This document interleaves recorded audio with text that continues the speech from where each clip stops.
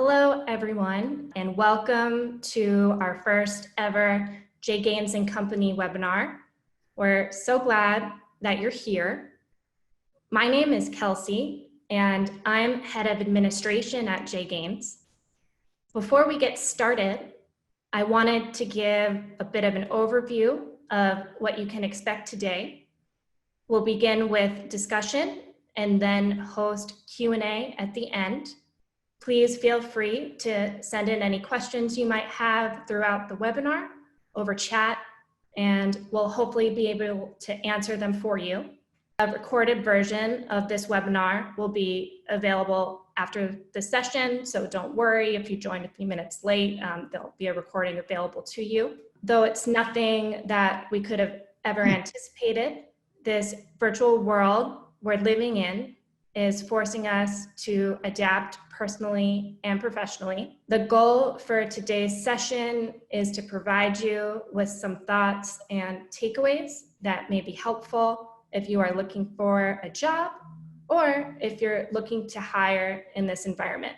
We will discuss the virtual interviewing process, presenting your best self over the phone or on Zoom, how to improve your interviewing and communication skills, how to demonstrate and exert your leadership when working from home, and how to use this time to pursue personal and professional growth. Now, I'd like to hand this over to Ann Crowley, Managing Director with J. Gaines and Company, who will get us started. Ann?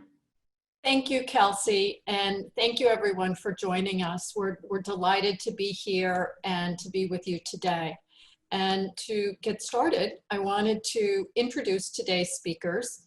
J. Gaines, the president and CEO of our firm, is with us today, as is Gina Schiller, managing director with J. Gaines. And we're delighted to have our guest speaker, Ben Colvin, from Coaching Works NYC. Ben brings 25 years of corporate executive experience to his leadership coaching and consulting practice. He helps individuals and companies identify, nurture, and develop talent. So with that, Jay, let's get started. And the first question I'm going to give is to you. Jay, you've been in the search business for many years. You've been through many business cycles. How do you see the current situation or the new normal affecting hiring today and going forward? Thanks, Ann. There are two answers to this question. One, in the framework of the crises we've experienced so far, we've seen three of them. This is the fourth: Black Monday, the dot-com crisis, and the global recession of 2008, 2009. Each of these crises affected us powerfully and were in effect game changers. But interestingly, as scary as it was in the crisis and immediately post-crisis, our business came back, and those who were looking for jobs at the time, to a person, over an extended period of time in the recovery, each person landed. So while these crises can be disrupting, painful, etc., inevitably the world returns and it comes back, the business world comes back smarter and wiser, almost always addressing the shortcomings or fallacies of the past. So, and this particular crisis, which is not triggered, is triggered by the pandemic versus economic reasons, appears to be responding from a business perspective. I am encouraged by the resiliency of the stock market, and hopefully, it sounds like the pandemic is going to be around for a while, so I don't want to minimize it, and it's affecting us all and obviously devastating for too many people. But from a business perspective, I think the business world will be resilient and business will carry on. The heart of our message to people in the job market is don't be overly influenced by the negativity or the pessimism. Stay the course. Hiring is taking place. People are taking jobs, perhaps slower than in a normal time, but don't be put off or overwhelmed by the downturn. Another observation is that in each recovery, businesses come out smarter, stronger, better prepared. When hiring returns, it's come back after each crisis in a more rigorous, more thoughtful fashion. So I think that there is a positive catalyst to these interruptions, as painful as they can be. So our first message is keep going. Don't be persuaded by the gloom and doom around you, or the sense of gloom and doom. Often, again, these crises promote change, or are the catalyst for change. And so in the first couple of crises, once they were resolved, we witnessed and participated in the build out of IT. In the end of the Great Recession of 08-09, we really saw in earnest and force an emphasis on compliance, risk, and governance themes within corporations. And those themes remain ongoing today. Again, in each cycle, businesses tend to evolve and move forward. So again, we are confident that the economy and hiring will come back in full force, although sometimes the rules might be different and the focus, a given set of needs may also change. In past years, there was an emphasis on infrastructure hiring. We think the risk and compliance hiring will remain, and we also think there will be hiring in terms of business product sales, etc. On a different note, what we've experienced perhaps over the past decade is an evolution of what really matters. And in the earlier rock and roll periods of the 80s and 90s, we used words like change agents and drivers, and we were looking for senior people with muscle. Today, the emphasis that we're seeing is individuals who can operate by influence. Culture fit has become a dominant theme. And how do you measure for culture fit? How do you learn the tenets of an organization, particularly as you're first approaching it? That's a work in progress for us all, but again, culture fit has become a dominant theme.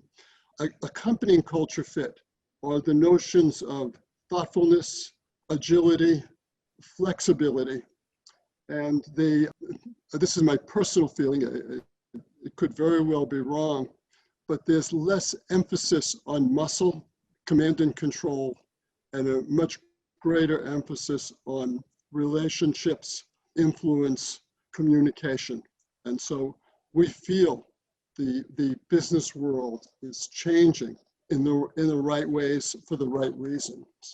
Sometimes, and I'm pretty outspoken on these things, but sometimes candidates, in my eyes, can be a little bit misdirected in terms of the notion of bigger job, more money, versus where do I fit best, and what's really right for me, where do I thrive. And so I strongly would urge people to put the old benchmarks of success and status aside and look at an organization from the perspective where do I fit? Where can I grow? Where will I thrive? And with what types of people? And I can also assure everybody that companies and hiring entities are thinking in the same way. It's time to better understand each other. With the criteria that I'm talking about, an interview is not about bravado, but it's about engagement. It's about being yourself. I liken it to a test drive where a candidate and an interviewer are going through different paces. And often this comes together naturally, but sometimes it takes a little work. In any case, we remain optimistic. Yes, things are bumpy. Yes, things will take their time, but we have faith, and I would encourage all of you, stay the course, but be thoughtful, be introspective, learn. Let me stop there for now. Thanks, Jay, for that perspective. I'm going to take this over to you, Ben. From your experience as a business leader and now as a coach, what are the leadership characteristics that are critical now and as we evolve to this new normal? Yeah, thanks, Kelsey. And, and it's interesting to build on Jay's point, which is about bravado and command and control, which I think are really salient points. Even before COVID-19, the evolving demands of a rapidly changing global environment were requiring leadership characteristics for meeting those demands. They had to be reassessed. So even before the pandemic, I would have said that there was 3 to 5 years to really identify what those characteristics are going to be needed to succeed, but also to retool leaders. But with COVID-19, that's accelerated that. And it's changed the way we work and how we navigate in a changing, uncertain environment in so many ways. It's the ideal time to rethink the attributes leaders need now, not just for those you're hiring, but also for yourself. In the new normal, leaders are being called on to inspire a widely distributed workforce that's navigating prolonged work from home situations, childcare challenges, and increased isolation. So we've all heard these terms. It's about resiliency, adaptability, and sensitivity, but all of which have to be brought to the fore. Post-COVID, developing or activating your leadership skills, or when you're hiring external candidates, today's reality is that it requires mining for innate behavioral and leadership characteristics. And by the way, one of the really critical things, it's not one size fits all. You need different leadership profiles and behaviors for different roles.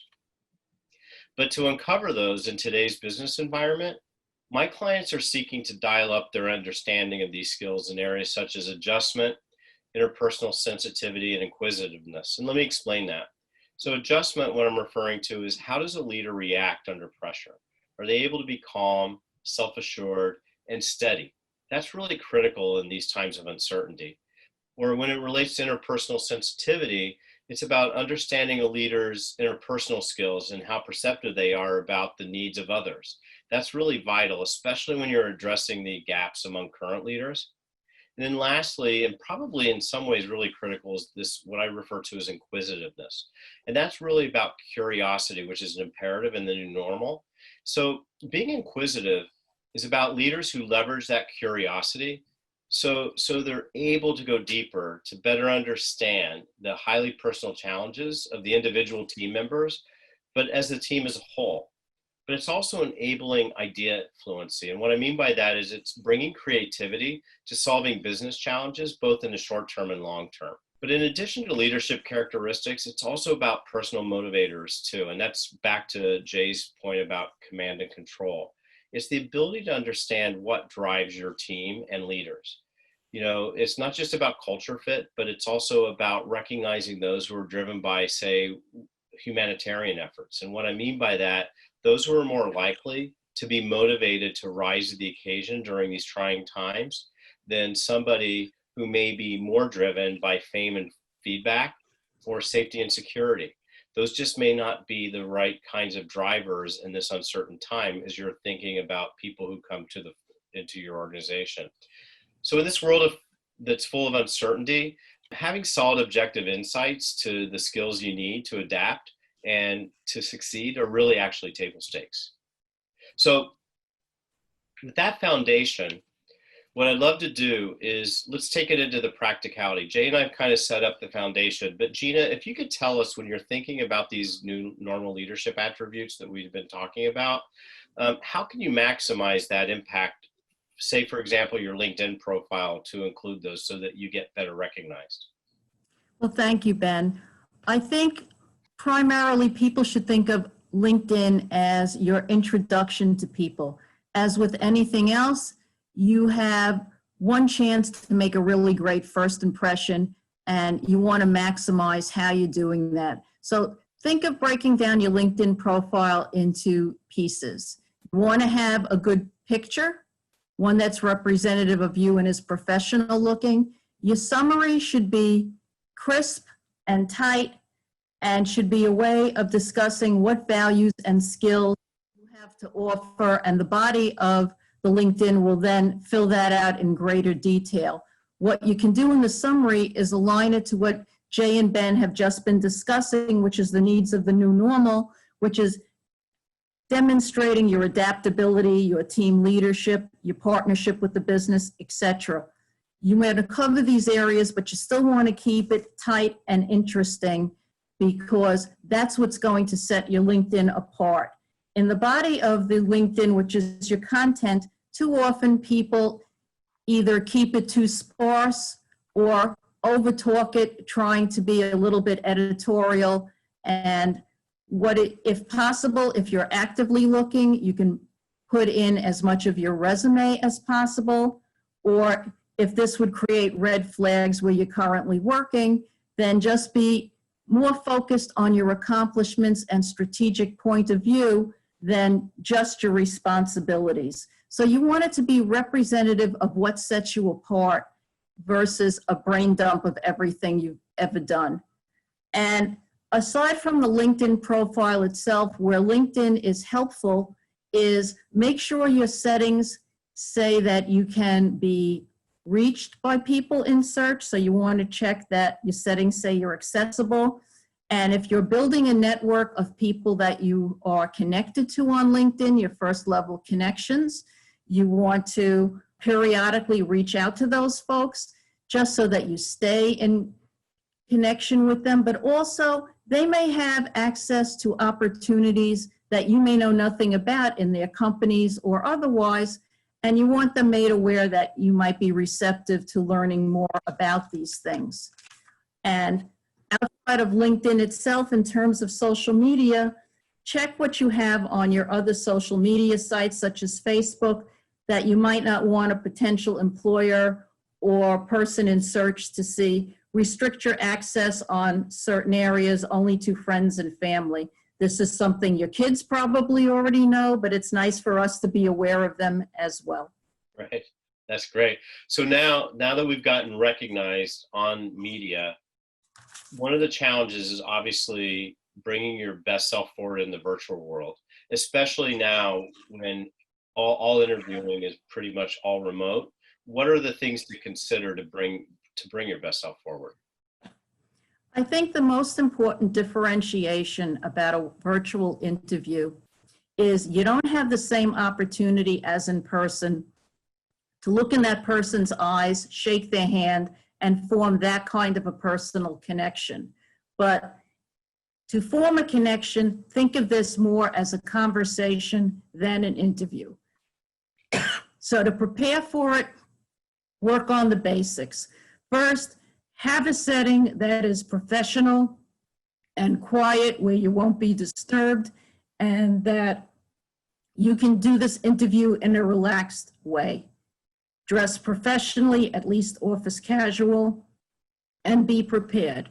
By being prepared, I mean have your resume at hand, have the position description at hand, have a good command of the content of both, and have several examples prepared of your accomplishments that you feel will relate to the role you're going to discuss. But remember, in a conversation, it's not just about answering questions. That's more of an interrogation than it is a conversation. So for a conversation, think the fact that you have another person involved in this, which is your interviewer. Maybe have done your research as well. Look them up on LinkedIn so that you have some points of interest where you think you might connect with this person, and ask them questions. What attracted them to their company? What will filling this role do in terms of contributing to their success? What's prompted the need for this role? You're trying to figure out how, in a virtual situation, you can form a bond. If people can do this successfully on Match and websites like that, then you should be able to do it over Zoom in a professional situation, because this is the closest thing you're going to have to a first date, and you want to get asked out again. So put in the same amount of effort that you would do if you were trying to form that kind of a personal relationship. That's fantastic. Thanks for that. That's actually true, right? Well, what's interesting, you're kind of touching on it, right? In the new normal, there's two levels to the decision that we're making, right? One is your reality and how you're adapting or how you have to navigate the new normal, as well as, is this a company I want to work for, right? Both from a career perspective as well. So, we talked about bringing your best self, but what are your thoughts about how you assess if the role and the firm are right for you, given everything that's going on right now? Well, to a point Jay made in his earlier discussion, which I really take to heart, it's not just about the size of the job or the level of compensation. You are really looking to find your next work family. So you want to see, is this a group of people that you can live with? And part of that determination, that's why we want to keep this conversational. What you're trying to find is going deeper a couple of levels. So it's not just about what they know about you on paper, what you know about them on paper. That's one dimensional. You want to take it to a couple of dimensions and asking for more information about what is the position really like, not just the way they've described it. So that's part of being an active listener in this conversation, not just waiting for your next term to speak. Listen to how the person is selling the role and selling the conversation and referencing where this fits into an organization, how they're working with other people, and be genuine. If you want them to be genuine, then you be your own authentic self and be real. You'll be able to tell if this conversation is going well, if you feel like, one, you're in sync with the other person, and two, you're not aware of how much time is passing. If you're looking at your watch, it's like a bad first date. You are also. So get into discussing each other's management style and how you solve problems. Ask them for a problem this role has to solve and what they want out of it. And where perhaps, if this is not a newly created role, where the person previously didn't solve it in a way that was helpful to them, or if it's a newly created role, why did they create the position and what do they hope it's going to contribute? The more you get personal and you go a couple of layers down in your discussion, the more the other person will feel comfortable doing it as well. So for you to figure out if these are people you want to live with, figure out if they approach problem solving and how they do things the same way you do. And you may not be as aware of it on the interview because at that point you're in the moment, but after you're done, sit down, jot down some notes, not just about how the conversation went, but how you feel about the conversation. And that may be your best determination of if you want to have a second interview. So switching gears, and what about when you're the hiring manager? How do you best assess the right candidate for your role when all the interviewing is virtual? Thank you, Gina. In many ways, the experience for the interviewer is a mirror image of the candidate's experience. So what's difficult about a virtual interview is really making a connection and determining the candidate's style, how do they establish a rapport, How are they at social interaction? And just a sideline comment, pre-COVID, I was not a big fan of video conferencing as a way to do candidate interviews. I felt that too often a video conference resulted in a false negative because people were uncomfortable with the platform, they might be twitchy, they might not look you in the eye, and they tended to underperform vis-a-vis how they might do in person or even over the phone. And so I wasn't a big fan, but I think everyone has gotten more comfortable with a virtual platform, and this is what we've got. So you've got to learn to work within these parameters and do well. So if you're the hiring manager, you want to make sure it's conversational. You want to make sure it's a natural process. And so I have 4 ideas for you. The first is, unless there is a compelling reason not to, as the interviewer, always open up. So always give somebody some context, give the candidate some background on the role, on what's happening in the company, what are the drivers, what's happening, maybe a little bit of your own personal background, how you ended up in this position. If you're a long-term individual with the firm, talk a little bit about your career path. If you've joined the firm more recently, what brought you to the firm? What was compelling to you? This will give the candidate an opportunity to settle in and relax. Second point, again, echoes much of what Gina has said, is be prepared. So read the resume, look at LinkedIn. Have a set of questions prepared that you can ask all of the candidates that you're talking to for this search. It will just provide much more consistency for you, and it'll provide a better benchmark for really comparing candidates and how did they respond. And this is advice that we would give candidates as well as interviewers. But in many ways, the best way to make an impression is to ask good questions. And we always suggest that it be a selective group. You don't want to fire hose questions, but come up with a few questions that are thoughtful, that are relevant to the role, that may be thought-provoking for the candidate. That's the best way to sell yourself, sell the opportunity, and also to see how the individual responds. And the third point, which segues very nicely to this, is that you want to try and get beyond the superficial. Everyone's been schooled in how to interview, how to talk about your strengths and what's not your strength. But you want to get beyond that. You want to understand how this person operates, what motivates this candidate, what are they really after, where do they want to take their career, what kind of manager are they, how thoughtful is this person, how self-aware, how interesting is this person to speak with.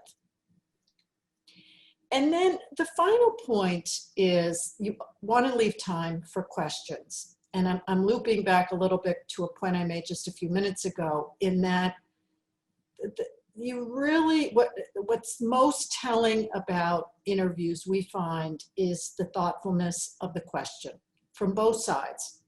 So having time for the candidate to ask questions will give you a lot of insight into what they're thinking about. And I'll give you an example. We had a candidate who was interviewing for quite a senior role, was doing well, and it was a senior role that was going to emphasize management, leadership, building out teams, working across the organization. And the question the candidate asked of the client was, what kinds of resources and tools and support is the firm going to provide me to help me hire the highest quality talent? And the client was very impressed by the question because it really showed that the individual was thinking beyond themselves, was thinking about building, was thinking about teaming, working within the company, working with resources and others within the team, within the organization, and really how to get the best of the best. And so again, I'm not saying use that question, but as the interviewer, allow time for the candidate to ask questions. As the candidate, prepare some questions. And I think that's a really great point, right? Because so many people prepare for interviews. It's the real opportunity at the end of the interview to really hear what's going on through those questions and that more open-ended part. So thanks for sharing that. Let's go back to this idea when I was talking about being attuned, not only in that part of the interview, but even in the context of when I refer to as interpersonal sensitivity and being attuned to the needs of a leader's team, right? Excuse me, especially during this extended work from home situation, and the importance and the well-being, and not only their well-being, but on productivity. What's the best way from your view to lean in on that and demonstrate that? Sure. So being a leader is tough during these days of working from home, and it's hard. The title for our session is how to stand out and how to help your people stand out. And that can be a little tough when you're not in the office and running into people both formally and informally. And just a little bit stepping back for a moment, leadership, and this isn't just in this period of working from home, but leadership today is about so much more than making your numbers or delivering your projects on time. And don't get me wrong, that's critical, that you got to do that. But you have to do much more. So you have to be curious, you have to be a team player, you have to add value, you have to help your staff grow, help attract talent and help build talent within the organization. And so leadership today, working from home, requires that you really stay attuned to the well-being and the productivity of your team and the organization. So what key points do you want to focus on? So you've got to stay engaged, be a really good listener with your team. Everybody's struggling in this period of working from home, whether it's having children at home or just having a whole range of issues. Everybody's struggling. So you want to make sure that your team feels that they can come to you and share whatever concerns or issues that they might have with you. Involve your team. Ask them what would help them, what would help the organization, what would help the group perform better and just be a healthier organization and help the well-being of the group. And you have to be, this applies to being a leader as well as being an employee. So you want to be really, really clear about expectations. So what are you expecting of your employees, of your reports? What are you expecting them to deliver to you? What are they expecting of you? What do they need from you? And the same with your management and stakeholders. What is being expected of you? What is being expected of others? This is a time to really overinvest in communicating expectations, just because you don't have the benefit of informal engagement to reinforce expectations. So, and then the second point of leadership, and particularly leadership in this period of working from home, is how do you get visibility for your team? How do you help your team and yourself, but I'm really more focused on your team. How do you help people move forward and grow professionally? And so starting point, you want to give feedback and give it regularly.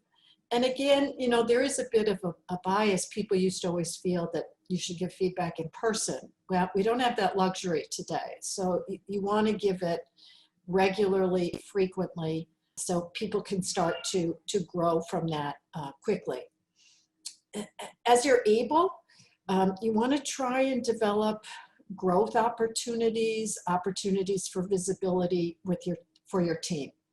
And that might involve inviting them to lead your staff meeting. It might include inviting them to attend your boss's staff meeting, maybe present at your boss's staff meeting, maybe present to stakeholders, but just give your team opportunities to both develop their leadership skills and also demonstrate those in front of people for whom it will matter.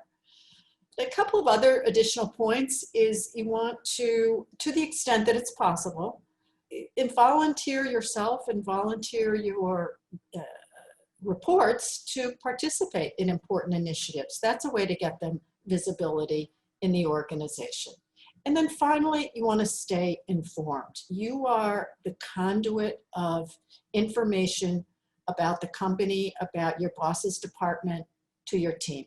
So you want to make sure you're well informed and that you're sharing that information with your team so they have it also. And then briefly, I've touched a little bit on, how to stand out with your management and how to interact with your peers. With your management, again, you need to communicate. You want to make sure you're keeping them informed, but do it in a way that's not burdensome. And I'm sure there are internal reporting mechanisms, but if not, maybe be creative. Come up with a dashboard or something that might keep your boss informed with a quick glance, or other stakeholders. And with your peers, you want to offer help as it is appropriate, and maybe socialize ideas you might have for the group that see what they're thinking on the topic as well. And then finally, and this I may be leaving the most important for last. This is really important. Everyone is overloaded and over-Zoomed today. So you need to be really mindful of setting boundaries and how much you are asking of your team. And companies and individuals have addressed this in different ways. I know some firms will have a day where there are no meetings, no meeting Wednesdays. And that's one way of addressing it. Some of my clients have routinely decided that they are not scheduling Zoom sessions for more than 45 minutes, because that will give, assuming that they're sequential meetings, that will give the staff at least 15 minutes to sort of decompress, a little bit of downtime between one meeting and the next. You want to make sure meetings are purposeful and have value. And that doesn't mean that you don't have non-work meetings. There can be very beneficial happy hour sessions or morning coffee sessions. But you need to help your team set boundaries. Just because they're working from home doesn't mean the workday is 24/7, which is very hard to avoid in a global environment. Ben, you had a client who had a really interesting idea about office hours. Yeah, I know we're running late, so I'm going to just share this really quickly, but it is a really cool idea. As everyone's been saying, everybody's experiencing this pandemic very differently. And so as a result, one of the things that one of my clients does is they have office hours. And those office hours are literally 1 hour. Anybody can drop in to do anything they want. Brainstorm, just BS, whatever they want to do in order to just give them the space, because some people are loving being at home by themselves. Others feel really isolated. But just having this office hours with no agendas has been really effective. Great. So I'll just wrap up quickly. My final point is use this time for personal and professional growth. Personally, keep up your exercise program and pursue areas of interest. The world is going to be will be different on the other side of this. And use this time to deepen your knowledge of your industry, of your domain, or of areas that are of interest to you, whether it's through online courses or podcasts or reading. Just use this time for both personal and professional growth. Kelsey? Thank you, Anne, and everyone. There's been a lot of great information and tips that I, for one, can't wait to put into practice. Ben, I loved what you mentioned about virtual office hours. We'll have to try that here at J Gaines. Would you mind summarizing what your big takeaways are from today? Sure. So I drew the short straw to speak for the group, but I'm happy to do it. So I think, look, Jay's key point, and it's something that I've experienced myself, is even in past downturns, sound professionals always land. So the more you prepare yourself, the more you understand yourself, the stronger and more successful you'll be when you're in an interview process. But with the new normal, it's about bringing your innate skills as much as your technical skills to your resume and then the interview to demonstrate how adaptable you are in uncertain times, your curiosity that enables you to hear the unique challenges of those who work for you, and to help create the ideas that will enable your business to thrive in uncertain times. And as Gina said, and I love the continued connection to dating services. Fortunately, this isn't a focus at HR folks, so we're good territory there. But how do you bring your best self to that first date and make the interview and make the connection so you both enjoy the experience? But I think Anne's point, one of the things that Anne said that I thought was really, really critical was, how do you demonstrate your leadership through the connections? But, so much of what we hear, it's about with your team, right? But I think what Anne said that's also really critical is showing up as a leader also for your peers, your management, and that connection will enable you to bring the empathy, the adaptability, and the influence to help you, your team, and your business thrive. So hopefully I represented the team well there. Thanks, Ben, for that recap. That was great. We're now going to move on to the Q&A portion of our webinar. We have about 10 minutes here for questions. Thanks so much to everyone who submitted. Jay, this first question is for you. How do you see hiring in the financial services sector going forward? I expect that the curve of hiring and the volume of hiring will build, perhaps slowly at first, but then will ratchet up over time. So I'm optimistic for the sector. As I said earlier, the markets have seemed very resilient.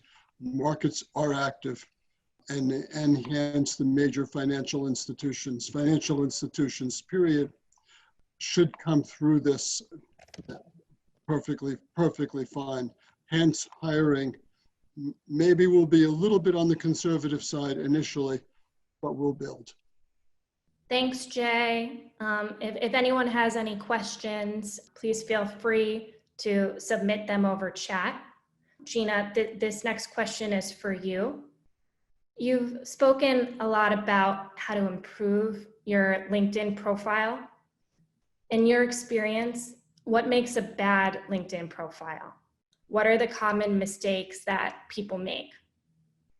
A bad LinkedIn profile, in my opinion, and thank you for asking, is one that's boring or one that doesn't have enough information for you to get distinguished from anyone else on LinkedIn.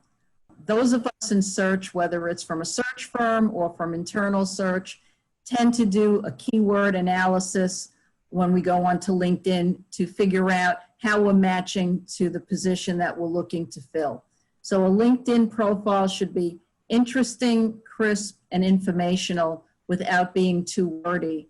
And a lot of LinkedIns tend to be very vanilla and kind of looks like everyone else's. So if you want to stand, put in there what you think makes you stand out, and that'll give it a better LinkedIn profile and a better LinkedIn experience for the person reading it. Thanks, Gina. That's great advice. Ben, what about diversity? How will that play into hiring in the future? That's a great question, because not only with the hyper focus right now on inclusion and the challenges that we're having with the systemic racism questions in the US, but the reality is that, if we were to look for a gift in this really horrible situation in the pandemic, it is about more of a distributed workforce. And what I mean by that is companies start to decide about decisions about allowing people to work remotely, we actually have an opportunity to increase and identify even a broader pool of diverse candidates from the market than where a company's, headquartered because of the situation. So if we want to look at a bit of a silver lining, I think it's going to open the opportunity to find even a greater pool of diverse candidates in this situation. Thanks, Ben. And this is for you. This came over chat. How do you get a feel of an organization's culture over a Zoom interview? What questions do you ask that might give you an idea of what matters the most to them? And I think you're muted. I'm going to try to unmute you here. I did. I have chatty cat, so I think that's a really good question. And I think that there are a couple of ways to try and get, or there are many, many ways to get a feel for some organizational culture. Certainly asking the manager, how do you manage? What are your expectations of your team? Ask the hiring manager to define the culture. Ask everybody that you speak with what distinguishes this culture, and see what kinds of consistencies you hear across the different people you speak with about culture. I would ask them, what are the values of the organization? What determines promotions? What determines success? And I think all of those types of questions will start to give you an indicator of, again, the values and what is important at this organization. Thank you, Anne. We have time for about one more question now. Ben, I'm going to direct this question to you. What's the best way to connect with a reputable career coach during this time? That's not a planted question, by the way, but but it's actually a great question. And when I meet with potential clients, what I say is speak to first of all, speak to 3 coaches. Don't take the first coach that you speak to, so that you can make sure that there's rapport both ways. There's 2 great organizations that I'm a part of. One is the International Coaching Federation, and the other one is the Coactive Coaching Institute or Coaches Training Institute. And they have a database. Both of them have databases of certified coaches that you can search to look at with respect to what are the things that you want to work on and who are the coaches that specialize in that. But my one word of advice is, if you talk to one and you love them, still talk to at least 1 or 2 more so that you can make those decisions. Have we lost a connection here? Kelsey? No, we're here. Jay, would you like to say a few words to the attendees and thanks, or anything that you'd like to sum up? Sure. Thank everybody for participating in this. It's much appreciated. 2, in summary, I think have faith and keep going is perhaps the simplest. We've seen many bumps, but I'm a perpetual optimist, and if one stays the course, things always work out, in my opinion, or almost 99% of the time. So, but we're here, and feel free to contact us post-webinar, and we'll be responsive. Thanks, Jay, and thank you everyone for joining. To reiterate, a link to a recorded version of this webinar will be available shortly.